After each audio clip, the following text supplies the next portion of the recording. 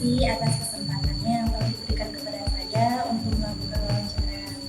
Tujuan wawancara ini adalah untuk memperoleh informasi mengenai Ibu Guru untuk menyelesaikan tugas mata kuliah atau kurikulum. Semoga Ibu berkenan untuk menjawab beberapa pertanyaan yang saya ajukan pada hari ini. Baiklah, di samping saya sudah ada salah satu contoh guru hebat. Sebelum memulai wawancara, izinkan saya untuk berkenalan terlebih dahulu kepada Ibu. Baik Ibu, di sini untuk namanya Ibu siapa? Nama saya Nur Zulina. Biasanya anak sekolah atau murid-murid sekolah biasanya memanggilnya Bu Ulin. Ibu sekarang mengajar di sekolah mana? Di SD 29. Masih belajar. Untuk alma mater terakhir atau pendidikan terakhirnya Ibu kuliah di mana? Di Universitas Sarjana Peserta Mahasiswa S1. Untuk kelanjutan profesinya di IKIP Sidoarjo. Untuk jabatannya sekarang Ibu mengajar di apa? Mengajar di kelas 1. Di kelas 1 ya. Untuk golongannya sendiri Ibu? Golongan berapa? tangkap. Ya. Kalau P3K golongan 9 maksudnya. Ya. Untuk selama ini Ibu udah berapa lama mengajar di SD? Kurang lebih dari 2021, kurang lebih di 5 tahunan. Sudah 5 tahun? Iya, sudah 5 tahun. Tapi untuk diangkat P3K-nya 5 tahunnya nanti 2027. Untuk 2027 itu pengangkatan P3K? Iya, dari 2022 kan 5 tahun. P3K yang kabupaten itu kan 5 tahun. Jadi 5 tahunnya nanti di 2027. Kalau untuk honornya dari 2021. Waktu yang cukup lama ya Bu ya namanya. Untuk status serdiknya itu dari tahun kapan? 2025. 2025 akhir. Oke, untuk selanjutnya saya ada beberapa pertanyaan, mungkin Ibu bisa menjawabnya. Yang pertama itu Ibu bagaimana tentang pendapat Ibu tentang mengenai kurikulum merdeka? Kalau menurut saya kurikulum merdeka itu yang sekarang itu kan dia lebih fleksibel ya ke guru, lebih fleksibel ke guru dan ke murid. Kalau yang dibandingkan dengan yang angka 13 kemarin, dia hanya fokus di materi, fokus di mata pelajaran. Dan kalau yang sekarang kan siswa lebih ke fleksibel lah. Jadi kita juga bisa menelaah siswa dengan dengan bebas seperti itu. Yang penting tidak menyimpang dari aturan pendidikan. Jadi untuk pendidikan di kurikulum merdeka ini siswa tuh dituntut lebih aktif ya Bu? Iya, lebih aktif dan guru juga di kurikulum merdeka ini guru hanya sebagai fasilitator betul ya. Jadi tidak menggurui seperti itu. Jadi apa yang siswa punyai minat dan bakatnya ya kita dukung seperti itu. Sebagai motivator juga ya. Betul. Untuk selanjutnya, untuk pandangan Ibu setelah menerapkan kurikulum merdeka, bagaimana? Kalau pandangan saya selama mengajar di kurikulum merdeka ini, siswa juga lebih kayak lebih percaya diri, terus banyak eksplor, siswa tuh lebih asik kalau yang di sekolahan saya itu lebih fleksibel, jadi nggak ada yang namanya murid sama guru canggung seperti itu, tapi ada batasan antara guru dengan murid, dengan yang kayak seperti temen itu nggak seperti yang penting itu sih anak-anak lebih terbuka, lebih senang lah sama pelajaran. Jadi kadang diselingi juga kan sama ice breaking seperti itu, jadi anak-anak lebih senang belajarnya. Terus tidak gampang bosan juga kan kalau misalnya ada speaking gitu. Untuk perbedaan mendasar Bu dari kurikulum sebelumnya dan kurikulum merdeka itu apa Bu yang dirasakan? Ya, kalau di kurikulum sebelumnya kan 13 ya, 2021 itu masuk ke 13 saya masuk kalau itu lebih ke kalau kurikulum 13 lebih ke fokus ke materi ya? Ya, lebih fokus ke materi, jadi anak-anak tuh hanya belajar di inti materinya. Kalau yang sekarang anak-anak sebelum P5 ini dihapuskan itu kan anak-anak jadi lebih ke mempunyai apa ya, oh ya kesukaan saya di sini, jadi anak-anak bisa lebih belajar explore, belajar yang lain, belajar mengetahui tentang yang lain, bukan hanya di materi inti itu saja. Jadi anak-anak tuh lebih apa ya, lebih fleksibel belajarnya, enggak hanya terpaku sama materi-materi yang begitu saja. Jadi misalkan P5-nya tentang apa, kita eksplor di alam atau di mana yang berkaitan dengan kehidupan kita sehari-hari ya, seperti itu. Jadi anak-anak itu juga bisa belajar hal-hal baru ya Bu ya. Betul. Untuk selanjutnya pertanyaannya itu bagaimana Ibu tentang implementasi tentang kurikulum merdeka? Kurikulum merdekanya ya, yang Ibu sukai dari implementasi. Kalau yang apa namanya yang saya suka dari kurikulum merdeka ini, ketika saya apa namanya mengasih siswa, saya jadi lebih apa ya, lebih tahu, lebih bebas, fleksibel seperti itu.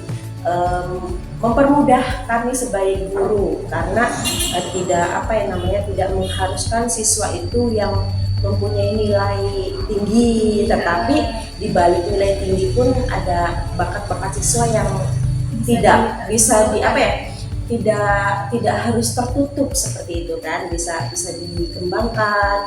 Misalkan anaknya yang ada salah satu anak yang maaf ngomong di matematikanya kurang, tetapi di bahasa Indonesia atau menggambarnya dia unggul seperti itu, ya lebih unggul. Jadi nilai itu bukan patokan seperti itu. Yang penting anak mempunyai bakat, mempunyai minat yang tinggi, di situ akan saya bantu tonjolkan mereka. Jadi dukung ya. Jadi nggak ada yang namanya anak pintar, nggak ada yang namanya anak bodoh.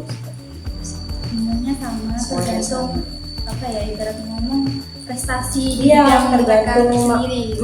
Tergantung prestasi mereka masing-masing, karena kan semua murid tidak sama. Ada yang bisa di matematika, ada yang bisa di bahasa Indonesia, ada yang di keduanya nggak bisa tetapi di menggambar dan menyanyinya bagus. Itu kan perlu diasah juga, perlu dikembangkan. Terus bagaimana menurut Ibu tentang deep learning? Deep learning pembelajaran mendalam ya. Iya. Kalau menurut saya deep learning itu pembelajarannya yang menyenangkan sih, karena ada yang meaningful, joyful dan yang lainnya. Yang satunya saya itu pembelajaran yang mengasah ke inti-inti siswa seperti itu. Lalu guru juga kan sebagai fasilitator. Kalau deep learning itu kan guru sebagai fasilitator. Jadi tidak ada yang namanya senior atau apapun seperti itu kan. Sama-sama belajar. Ya, sama-sama belajar. Guru sebagai fasilitator, siswa membutuhkan apa, kita memfasilitasi. Seperti selama yang seperti tadi, misalkan kayak anak yang punya bakatnya di sini, punya minatnya di sini, nah guru memfasilitasi seperti itu. Contohnya kayak yang waktu di P5, misalnya ada nih salah satu anak yang mempunyai seni tinggi, kita jadikan misalkan di membuat barang sesuatu, membuat karya misalkan. Lalu ada salah satu lagi siswa yang pintar untuk berjualan, kita dari barang itu, ya dari barang, dari produksi itu nanti kita serahkan ke anak yang bisa apa ya, berbicara untuk berjualan seperti itu, mempromosikan dan lain-lain. Ya, seperti itu. Untuk Ibu sendiri, menurutnya tentang 7 kebiasaan anak Indonesia hebat. 7 kebiasaan anak Indonesia hebat ini bagus menurut saya ya, karena ini langkah awal dari siswa disiplin. Kan untuk beribadah, berolahraga, kan bangun pagi, jadi anak-anak bisa apa ya, otaknya fresh gitu kan, tidur cepat. Biasanya yang tidur jam berapa, jadi dia harus jam 8 kan. Itu memang masa anak-anak itu kan, apalagi anak TK, anak SD itu kan tidur harus cukup agar otaknya terpenuhi dan agar otaknya bisa fokus seperti itu kan. Itu langkah yang bagus sih untuk awal-awal, tapi bagaimana pengimplementasian di rumah saya kurang tahu. Yang penting setiap hari saya tekankan ke anak-anak bahwa harus dijadikan kebiasaan itu untuk 7 anak Indonesia hebat itu, biar apa namanya, terlatih dan untuk kedepannya juga kita nggak tertinggal sama yang di kota-kota sana. Jauh lebih maju lagi ya, Bu, ya. Betul. Terus untuk Ibu sendiri, apakah pernah ikut atau gabung dalam kelompok belajar seperti organisasi belajar, GCM, Gerakan Sekolah Menggunakan, BGL, Bantu Belajar Lagi, SGI, Sekolah Guru Indonesia, atau yang lain gitu? Kalau untuk gerakan-gerakan seperti itu di sini belum ada sih. Paling kalau untuk di kabupaten sini biasanya kan ada KKB, iya. Tapi kalau semisalkan saya pribadi biasanya paling mengikuti pelatihan atau karya seperti itu dari sekolahan mengajukan, lalu ya saya tinggal berangkat di kabupaten gitu. Itu pasti diadakan di kabupaten ya? Di kabupaten, karena sekolahan SD SMP kan dia umumnya kabupaten. Kalau SMA atau SMK dia provinsi. Jadi kalau misalkan ada pelatihan atau lokakarya atau ya sementara itu dulu sih, itu pasti di kabupaten, karena di dalam waktu paling 2-5 hari. Itu seluruh guru sekolah ikut atau satu sekolahan itu paling ada perwakilan aja 2 orang paling ya untuk mengikuti pelatihan, baru nanti diimbaskan ke guru-guru yang lain seperti itu. Itu nanti kalau misalnya Ibu ada ikut kan pelatihan gitu, nanti apakah ilmunya itu bakal Ibu sharing ke guru yang lain? Ya itu kalau selesai kita ikut pelatihan nanti ada pengimbasan namanya. Diimbaskan sama guru-guru yang lain di waktu-waktu tertentu, karena di sekolahan itu kan ada yang namanya kelompok belajar kan, biasanya dilakukan di hari Sabtu kedua biasanya. Jadi ketika anak-anak melakukan latihan pramuka, guru-gurunya kelompok belajar. Jadi ya kalau misalkan ada kayak sesuatu yang habis pelatihan seperti itu, nah diimbaskan ke kelompok tersebut. Terus bagaimana pendapat Ibu pentingnya seorang guru dalam membaca?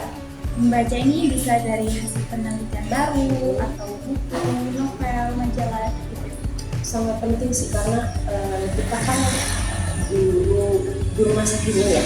Guru masa kini itu kan harus update tentang apapun, tentang bagaimana peserta didik, tentang bagaimana kurikulum, tentang bagaimana metode pembelajaran yang mengasihkan dan sebagainya. Jadi kalau misalkan kita hanya stuck di situ, ya pembelajaran akan lebih ke membosankan dan masih menggunakan yang ceramah seperti itu. Tapi kalau misalkan guru itu masih mencari informasi dan sebagainya, entah di buku, di internet atau dimanapun, pasti nanti pembelajaran akan menggunakan, pembelajaran selalu dimodifikasi dan sebagainya. Itu kan akan beda lah gitu anak-anaknya dari yang hanya mendengarkan dan melakukan praktek atau melihat video atau melihat apa, pasti akan beda. Jadi mencari informasi atau membaca buku itu ya sangat penting untuk guru. Itu untuk dalam meningkatkan profesionalitas guru juga ya, Bu? Ya, dan nggak hanya dari buku fisik ya, karena di PMM juga itu di aplikasi ruang lihat atau rumah pendidikan itu banyak buku-buku atau banyak artikel-artikel yang bisa dibaca untuk misalkan seperti kayak seperti dulu itu contoh-contoh implementasi T5 atau apapun seperti ada banyak gitu contoh. Jadi kita bisa terinspirasi lalu memodifikasi dari sumber belajar tersebut. Terus bagaimana menurut Ibu seberapa penting bagi seorang guru dalam menulis? Maksudnya di sini menulis bisa menulis buku, artikel, atau enggak itu karya ilmiah dalam bentuk media digital gitu.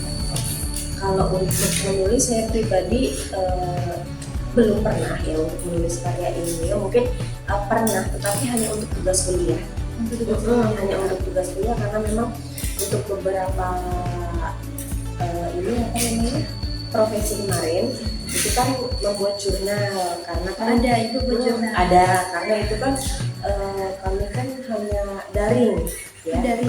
PPDB itu daring, jadi membuat jurnal itu sesuai dengan tema apa yang ada di PMM gitu kan. Jadi paling ya saat-saat seperti itu aja membuat, kalau misalkan tugas kuliah atau apapun pasti membuat seperti itu jurnal. Tapi kalau untuk hari-hari saya belum bisa menerapkan itu, karena memang yang pertama kan setelah ngajar saya juga ibu rumah tangga juga, jadi untuk waktu ke situ tuh belum sempat kepikiran. Tapi kalau misalkan untuk guru-guru yang lain yang mempunyai waktu atau mempunyai atau mempunyai bakat menulis, pasti yang namanya menulis karya ilmiah itu penting bagi mereka. Ya, bagi mereka itu. Tapi kalau untuk saya pribadi belum ada pikiran untuk membuat itu selain dari tugas sekolah atau tugas kuliah. Kalau misalnya ibu dikasih waktu luang yang cukup banyak, ibu bakal mau ibu menulis karya buku gitu. Kemungkinan kalau saya ada bakat di situ, saya bakal nulis. Dan ya, yang namanya membuat karya seperti menulis buku dan sebagainya itu kan dia nggak bisa ya namanya. Saya walaupun saya suka baca buku, tapi saya membuat buku tuh kayaknya tuh belum ada seperti itu. Jadi hanya ada di beberapa orang yang bahwa kalau menulis karya ilmiah tuh suka dulu, yang pertama tuh suka menulis, Ada hobinya juga, jadi kayak nggak sembarangan. Bagaimana menurut ibu pengalaman mengajar yang dapat dibagikan untuk membantu saya sebagai mahasiswa dalam mencintai profesi ini? Kalau seperti itu mungkin lebih ke yang pertama mencintai diri sendiri dulu, setelahnya ya mencintai anak-anak, karena kan guru SD. Guru SD, jadi kalau guru SD harus mencintai anak-anak ya. Harus suka anak-anak dulu paling enggak ya, karena SD kan dari kelas 1 sampai kelas 6 kan, dan dari berbagai karakter juga ya mungkin kita coba explore dulu, cari tahu dulu bagaimana seperti anak-anak tersebut. Lalu apa sih guru SD itu nggak cuma sekedar ngajar ABC-an, nggak cuma sekedar ngajar yang ada di buku, tapi juga lain-lain dari administrasi dan yang lainnya, seperti ya administrasi itu, terus juga tugas-tugas yang lainnya seperti guru tiket atau tugas tambahan dari kepala sekolah. Kan setiap sekolah masing-masing kan, seperti jadi cari tahu dulu aja dasar-dasarnya, dasar bagaimana sih menjadi guru SD seperti itu. Nanti dicari-cari di buku atau di internet apa nanti ada. Intinya itu kita suka dulu sama profesi ini, guru ini, terutama guru SD, karena jadi guru SD itu nggak mudah, banyak tantangan, apalagi untuk di daerah sini ini orang tuanya itu menyerahkan semua ke sekolah. Kan rata-rata di sini orang tuanya tani, jadi ya anak saya mau pintar mau enggak ya tergantung dari sekolah seperti itu. Padahal itu kan salah. Nah, itu juga tantangan juga penting kan. Betul sekali, tetapi masih banyak orang tua yang belum sadarkan akan itu Pak. Jadi itu juga tantangan juga buat kami, bagaimana caranya mengedukasi orang tuanya. Jadi mungkin dalam satu semester atau berapa minggu sekali, atau misalkan jika diperlukan ya pasti akan ada edukasi untuk orang tua ya, atau bahkan mungkin misalkan salah satu anak ada yang tidak mampu mengikuti pelajaran, pasti saya panggil. Itu ketika misalnya orang tua dipanggil, dikasih tahu apakah ada ibarat ngomong tuh yang nggak terima gitu, ada nggak? Untuk sementara ini nggak ada sih. Sementara untuk semua yang saya omongin, maksudnya yang saya bicarakan itu oh iya Bu, terima kasih, nanti akan saya lakukan, entah di rumah dilakukan atau enggak, kan itu yang penting responnya positif gitu, belum ada respon yang negatif. Untuk ibu sendiri, apakah ada buku yang direkomendasikan untuk saya sebagai mahasiswa dalam menjalani pendidikan keguruan sehingga menjadi guru yang bertanggung jawab? Kalau untuk buku ya, mungkin kalau saya kuliah dulu, saya kan lulusan 2019 ya. Jadi mungkinnya agak berbeda sama yang sekarang. Udah update mungkin ya. Mungkin untuk penulisnya sama, tetapi kadang tahun terbitnya yang berbeda, atau biasanya kan ada misalkan tahun 2009 tetapi diterbitkan lagi di tahun 2012 atau di 2015, kan biasanya ada seperti itu. Nah mungkin nanti untuk bukunya seperti tadi dasar-dasar pendidikan, terus tentang bidang studi mata pelajaran, entah matematika atau bahasa Indonesia seperti itu. Terus tentang penelitian tindakan kelas. Ya. Untuk pengarangnya sendiri siapa masih ingat? Kalau saya waktu dulu saya cari-cari biasanya Bapak Sugiono sih. Rata-rata Bapak Sugiono, terus yang lainnya saya kurang hafal karena memang rata-rata yang saya cari itu karena di kampus saya itu memang nyarinya punya Pak Sugiono memang. Iya, ada beberapa itu yang diharuskan bukunya itu, tetapi yang banyak memang dari Pak Sugiono. Ada buku tadi ya Bu ya? Ya, 3 penulis kalau nggak salah itu. Pokoknya yang diutamakan itu cuma yang dia cuma Pak Sugiono itu kan. Karena nama yang lain tuh ada Dokter Randes Desi atau siapa itu lupa. Itu perempuan ya? Iya, ada yang perempuan juga. Selanjutnya Bu, keterampilan apa yang Ibu sarankan kepada saya mengenai guru ideal? Keterampilan apa untuk guru ideal ya? Kalau menurut saya pribadi, guru yang ideal itu harus bisa semua. Harus menguasai semua. Namanya PGSD. PGSD itu semua dipelajari, dari yang dari yang menyanyi, dari yang menari dan sebagainya, semua pasti dipelajari kan. Nah di sini ya kalau misalkan Ega nonjolnya di mana? Kalau Ega sendiri lebih ke ngomong. Nah mungkin kalau di public speaking nanti kalau misalkan di sekolah nanti bisa dicari atau gimana tentang mungkin kayak belajar untuk nge-MC. Ya seperti itu. Iya jadi nanti giliran Ega udah terjun ke dunia kerja jadi guru, Ega bisa nih ngajarin ke anak-anak juga yang punya potensi di public speaking seperti itu. Tetapi kalau untuk saya pribadi, kalau di guru SD, walaupun saya nggak bisa, tetapi saya tetap ajar seperti itu. Misalkan saya tidak bisa menyanyi, paling tidak ya saya atau tahu saya membawa tab atau laptop, membawa speaker, begini loh nadanya yang benar seperti itu. Nah kalau misalkan untuk menari, kita menari walaupun tidak luas, tetapi kita bisa mempraktekkan seperti di depan anak-anak. Bisa dasar-dasarnya dulu lah Bu ya. Betul, karena memang kita kan di SD kan ada seni tari, seni rupa, seni teater, seni musik. Karena itu dari semua seni itu kan dipilih 2 paling enggak kan di sekolah ini untuk dipelajari itu kan. Jadi ya paling enggak kita semuanya harus punya kreativitas, harus punya lah, paling enggak kita mau dulu ya. Karena kita guru SD mau nggak mau ya harus bisa semuanya.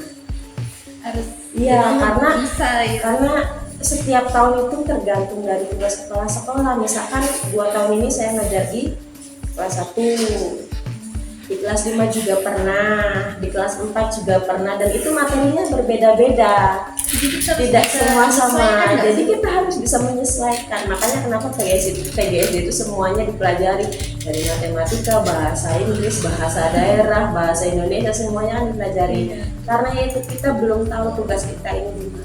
Misalkan tahun ini di kelas 1, belum tentu tahun depan masih di kelas 1 seperti itu. Tahun depan tahun depan di kelas 3 atau di kelas berapa kan, atau kemungkinan misalkan tadinya di kelas 1 gurunya pensiun, jadi kita harus ngisi di kelas 1 gitu kan kita nggak tahu seperti itu. Untuk insight-nya tersendiri dari ibu saya,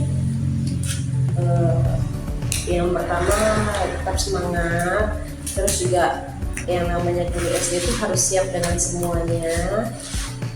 Belajar mencintai diri sendiri dulu sebelum mencintai apa yang akan kamu terjun nanti. Misalkan mau jadi guru SD, ya harus mencintai anak-anak seperti itu, mencintai pekerjaannya seperti itu. Yang penting jangan patah semangat, terus belajar, jangan bosan untuk belajar, karena sekarang mau belajar dimanapun bisa, nggak cuma dari buku. Cari di Google ada, misalkan susah nyari buku untuk penelitian atau apapun, nggak perlu nyari fisik, cari beli online pun ada. Yang penting jangan stuck lah, itu jangan apa ya, Harus bisa mengikuti zaman. ya misalkan aduh nggak bisa nih ngerjain tugas ini, susah udah nyari ke toko buku kemana-mana nggak ada misalkan kan, ya gimana caranya kita cari sampai ketemu gitu. Jangan cuma karena satu tugas lalu tugas yang lain nggak terselesaikan. Intinya tetap semangat aja seperti itu, belajar dengan sungguh-sungguh, cari ilmu, cari pengetahuan yang lebih lagi. Jangan cuma di kampus saja, tetapi bisa dari melihat kegiatan di rumah, atau misalkan cari hal-hal yang positif lah seperti itu. Cari misalkan sesekali berangkat mau kuliah lewat di sekolah kan itu ada apa, misalkan lagi olahraga atau lagi apa, diambil sisi positifnya aja. Ya bisa apa ya, ya mengamati lah, oh begitu ya caranya, oh begini ya hasilnya, misalkan ya seperti itu. Dari hal-hal tersebut kita kan juga bisa jadi tahu kan Bu. Terima kasih Ibu atas waktunya dan kesediaannya dalam memberikan informasi yang sangat bermanfaat, sehingga hasil wawancara ini dapat memberikan kontribusi yang positif dan menambah wawasan bagi saya sebagai mahasiswa. Mohon maaf apabila selama wawancara terdapat kesalahan dan kekeliruan yang kurang berkenan bagi kita. Ya, akhiri. Assalamualaikum warahmatullahi wabarakatuh.